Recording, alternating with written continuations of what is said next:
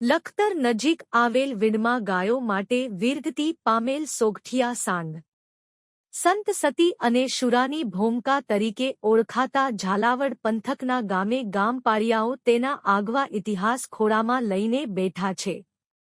આવી જ એક પાળિયાની શૌર્યગાથા લખતરના વીડમાં સોંગઠિયા દાદાની છે। લખતર અમદાવાદ હાઈવે ઉપર આવેલા ગેથડા હનુમાનજી મંદિર સામેના વીડ સીમમાં માલધારીની ગાયો સીમમાં ચરતી હતી। ગોવાળ પોતાની રીતે મોલાત સાચવીને આડા ઊભા હતા। તેમાં અચાનક લૂંટારુઓ આવી ચડ્યા। તેમનો ગાયો વાળવાનો ઈરાદો જાણી લેતા ગોવાળોએ કીધું કે જ્યાં સુધી અમારા ખોળિયામાં પ્રાણ રહેશે ત્યાં સુધી તમો અમારી ગાયો વાળી નહીં શકો, માટે માનભેર જે માર્ગે આવ્યા છો તે માર્ગે પાછા જતા રહો।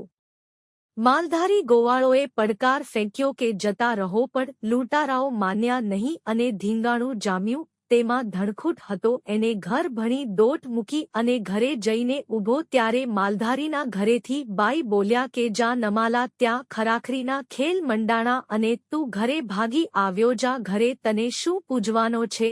કોઈ માણસને મેણાના ઘા વાગે એમ સોગઠિયા સાંડને મેણાના ઘા વાગ્યા અને સોગઠિયો સાંડ પાછો ફર્યો। એમ કહેવાય છે કે લખતરના સીમાડે ગૌધણ વાળીને જતા લૂંટારાઓની સાથે ધીંગાણું ખેલાયું ને સોગઠિયા સાંડ પોતાના શિંગડે લૂંટારાઓને મારવા લાગ્યો। કોઈને પાટું કોઈને શિંગડે ચડાવે એમ કરતા કરતા કોઈ લૂંટારાએ સોગઠિયાના ગળે તલવાર મૂકીને ધડથી મસ્તક સોગઠિયાનું જુદું કરી નાખ્યું। પણ જેમ શુરાને શુરાતન ચડે એમ ઈ સોગઠિયાના ધડને શુરાતન ચડ્યું। ઈ ધડે ઘમસાણ મચાવી દીધું અને લૂંટારુઓનો કચ્ચરઘાણ વાળ્યો। પછી આ કાળ સમા સાંડને જોઈને બચ્યા। ઈ લૂંટારાએ ભાગવામાં જ ભલું સમજી લૂંટારાઓ ગાયનું ધણ મેલીને ભાગી ગયા। પછી સોગઠિયા સાંઢના ધડે 2 કિલોમીટર સુધી ગાયુંના ધણની જયા ચરીને બપોરે બેસવાની બેઠક હતી લખતરના વીડમાં। ત્યાં પહોંચીને સોગઠિયા સાંઢનું ધડ પડ્યું। આજે લખતર અને તરમણિયાના સીમાડા ઉપર સોગઠિયા સાંઢનું મસ્તક પડ્યું છે। આજે પણ લખતર પંથકમાં કોઈ ગાય ભેંસને બીમારી હોય તો તે સોગઠિયા દાદાની માનતા રાખે છે અને માલઢોરની બીમારી મટી જાય છે।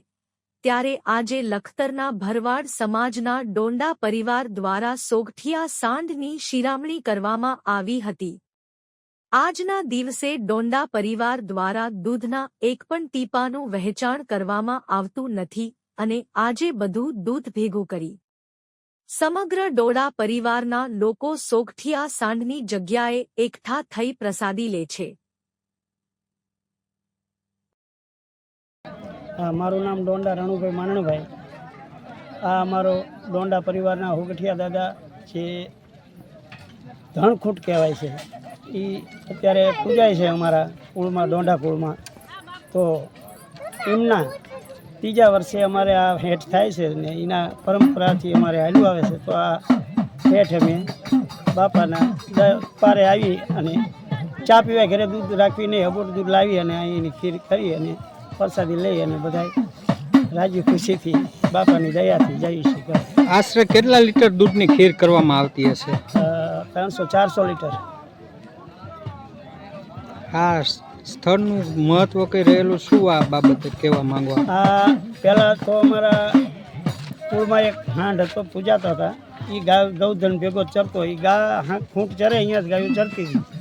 ગાયું ચરીને ઘરે ન આવી અને આ ખૂંટ તરત પાછો આવ્યો એટલે અમારા વડીલે ડોશીમાં પૂછ્યું કે આ એમ જેવો માલ અમારો હૈયાને હાર જેવો નથી આવ્યો અને તું અહીંયા તને શું પૂજ્યો એમ કરીને હાવણો માર્યો। આ દાદાને હુરાતાને ચોરી ગયું અને એ આવ્યા પાછા ને ગાયું પાછી લાવ્યા અને એ પોતે અહીં કાયમ આવી ગયા। એટલે એમનું એ વખતથી પૂજાય છે।